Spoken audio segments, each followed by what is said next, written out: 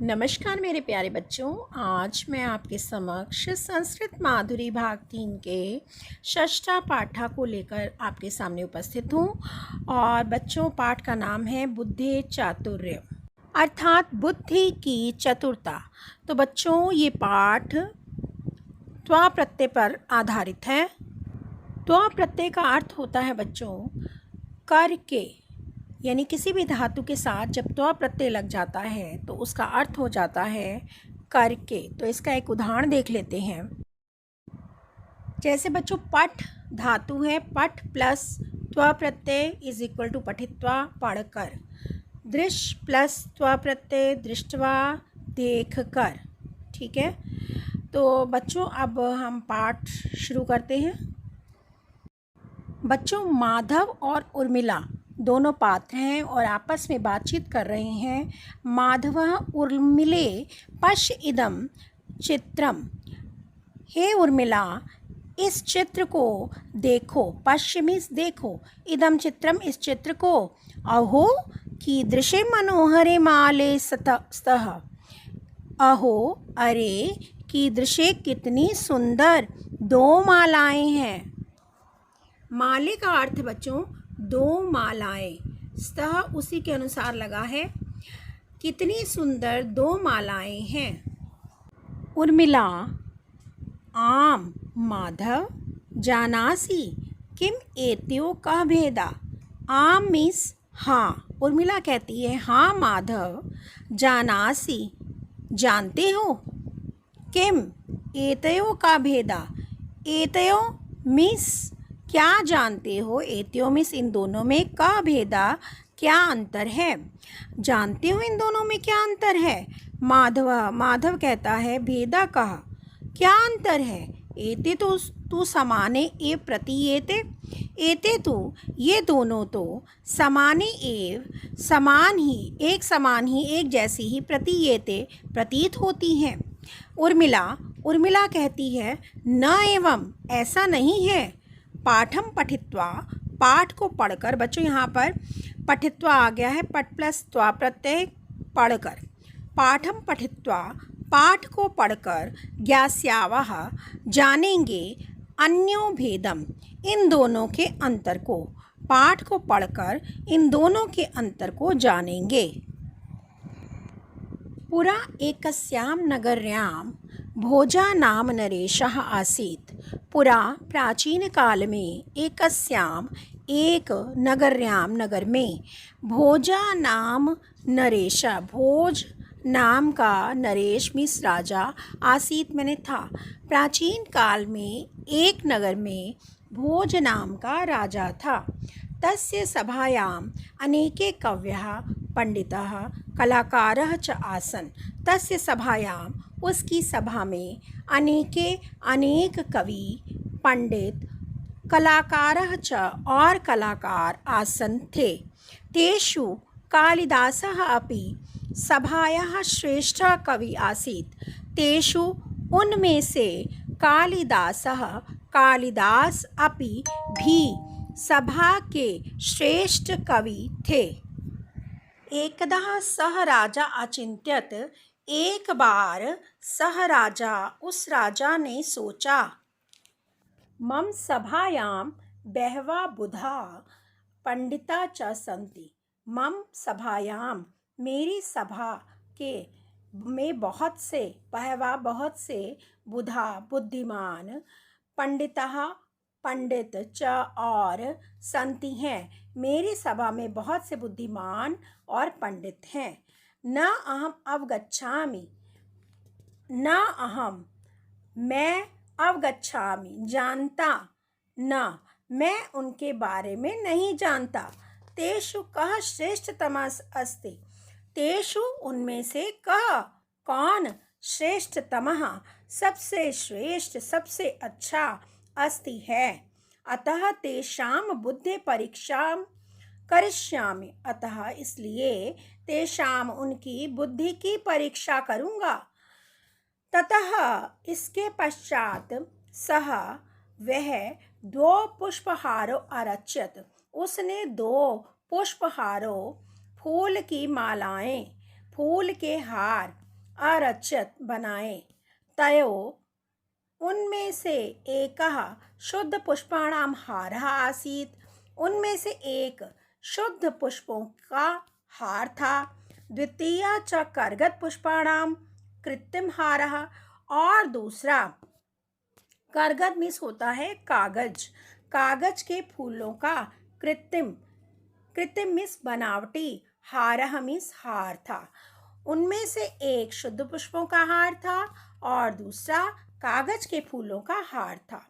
द्वौ अपि समानौ, दोनों ही समान, मनोहारो च आस्ता, दोनों ही समान और सुंदर थे, यानी दोनों ही एक जैसे थे।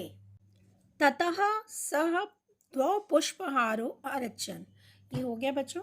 ततः नरेशः सर्वान् पंडितान् सभायाम आहूय अकथयत। तदा तब नरेशः राजा ने सर्वान् पंडितान सभी पंडितों को सभायाम सभा में आहूय बुलाकर अकथयत कहा। तभी राजा ने सभी पंडितों को सभा में बुलाकर कहा, अत्र द्वे पुष्पमाले स्तः, यहाँ पर दो पुष्पमाला हैं, यहाँ पर दो मालाएं हैं। द्वयो मालयो एका कर्गदां द्वितीया च शुद्ध पुष्पाणाम् अस्ति।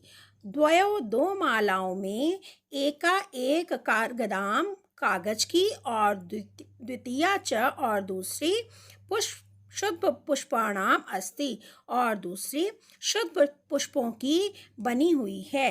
युष्मासु तुम में से यह विद्वान, जो विद्वान शुद्ध पुष्पाणाम हारम पृथक करोति, शुद्ध फूलों की माला को पृथक करोति अलग करेगा या अलग करता है, तस्मै पुरस्कार रूपेण लक्ष स्वर्ण मुद्राम दास्यामि, उसको पुरस्कार के रूप में 1,00,000 स्वर्ण मुद्राएं दूंगा। तुम में से जो विद्वान शुद्ध पुष्पों की माला हार को अलग करता है, उसे पुरस्कार रूप में 1,00,000 सोने की मुद्राएं दूंगा।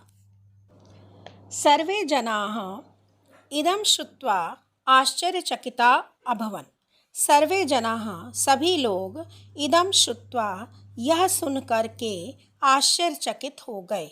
श्रुत्वा बच्चों त्वा प्रत्यय लगा है, इसमें श्रु में सुनना और त्वाल प्रत्यय लगा है, तो सुन करके, सभी लोग यह सुन करके आश्चर्यचकित हो गए। तेषु कश्चित् स्पृष्ट्वा कश्चित् घ्रात्वा कश्चित् च दृष्ट्वा शुद्ध पुष्पाणाम हारम पृथक कर्तुम अचेष्टत। तेषु उनमें से कश्चित कुछ ने स्पृष्ट्वा स्पर्श करके हाथ लगाकर, कश्चित घ्रात्वा कुछ ने सूंघकर, कश्चित च दृष्ट्वा और कुछ ने देखकर शुद्ध पुष्पों के हार को अलग करने की, पृथक मीन्स अलग करने की, कर्तुम करने की, अचेष्टत चेष्टा की। बच्चों इसमें भी स्पृश धातु में त्वा प्रत्यय लगा है, स्पृष्टवा छूकर, घ्री धातु सूंघकर, त्वा प्रत्यय घ्रात्वा, इसके पश्चात दृश प्लस त्वा प्रत्यय दृष्टवा देखकर। उनमें से कुछ ने स्पर्श करके छूकर, कुछ ने सूंघकर और कुछ ने देख करके शुद्ध पुष्पों की हार को पृथक अलग करने की चेष्टा की, किंतु कोऽपि सफला न अभवत्, किंतु कोई भी सफल न अभवत्, नहीं हुआ।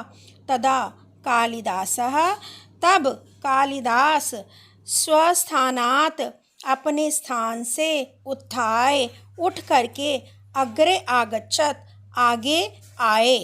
सह माले, उन्होंने दोनों मालाएं सभायाः बहि, सभा के बाहर, प्रकाशे, प्रकाश में ले गए। वह दोनों मालाएं सभा के बाहर प्रकाश में ले गए। इयं तत्क्षणम् अनेकः मधुमक्षिकाः शुद्ध पुष्पाणां मालायाः उपरि अतिष्ठन्। तत्क्षणः, उसी समय, अनेकाः अनेक मधुमक्षिकाः मधुमक्खियाँ शुद्ध पुष्पाणां शुद्ध पुष्पों की मालायाः माला के ऊपर बैठ गई। उसी समय अनेक मधुमक्खियाँ शुद्ध पुष्पों की माला के ऊपर बैठ गई। सः पुनः सभायां प्रविश्य अवदत्। उन्होंने फिर से सभा में प्रवेश करके बोला, इयं माला शुद्ध पुष्पाणाम अस्ति। यह माला शुद्ध पुष्पों की है। भूपति तस्य बुद्धे चातुर्यं प्राशंसत। भूपति राजा ने तस्य उसकी बुद्धि चातुर्यम बुद्धि की चतुरता की प्रशंसा की। राजा ने उनकी बुद्धि की चतुरता की प्रशंसा की। तस्मै च पुरस्कारम अयच्छत और उन्हें पुरस्कार दिया। स्वनाम धन्य कालिदासः सर्वत्र प्रशंसाम अलभत। अपने नाम से स्व मीन्स अपने नाम धन्य, अपने नाम से धन्य कालिदास ने सर्वत्र सभी जगह प्रशंसा अलभत प्रशंसा प्राप्त की। सत्यमेव उक्तम, सत्य ही कहा गया है। क्या सत्य कहा गया है? विद्वान सर्वत्र पूज्यते, कि विद्वान सभी जगह पूजे जाते हैं। विद्वान सभी जगह पूजे जाते हैं। तो इस प्रकार बच्चों ये पाठ जो है यहाँ पर ख़त्म हो गया है। इसकी हिंदी आपने पढ़ ली है और उम्मीद है आपको इसका आशय, इसकी हिंदी समझ में आ गई होगी। तो इस प्रकार बच्चों कालिदास जो थे उन्होंने अपने आप को अपनी बुद्धि की चतुरता से, अपने विवेक से राजा भोज की सभा में अपने आप को विद्वान और सबसे बुद्धिमान प्रमाणित कर दिया। इसी के साथ बच्चों ये पाठ यहीं पर समाप्त होता है। इसके अतिरिक्त आप अगर इसके अभ्यास पत्र को समझना चाहते हैं तो मुझे आप कमेंट बॉक्स में लिख दीजिएगा। मैं उस अभ्यास पत्र को भी आपके साथ शेयर कर दूंगी अपनी वीडियो के साथ। अगर आपको मेरी वीडियो पसंद आई हो तो बच्चों चैनल को सब्सक्राइब करिए, उसे लाइक करिए और कमेंट बॉक्स में बताइए कि आपको कौन से पाठ, हिंदी और संस्कृत में किस पाठ की व्याख्या या कौन सा पाठ आपको समझना है। यहाँ पर आपको हिंदी और संस्कृत के किसी भी पाठ का आशय मिल जाएगा। इसी के साथ बच्चों मैं आपसे विदा लेती हूँ। अगले वीडियो में आपके साथ फिर मुलाकात होगी। तब तक के लिए धन्यवाद।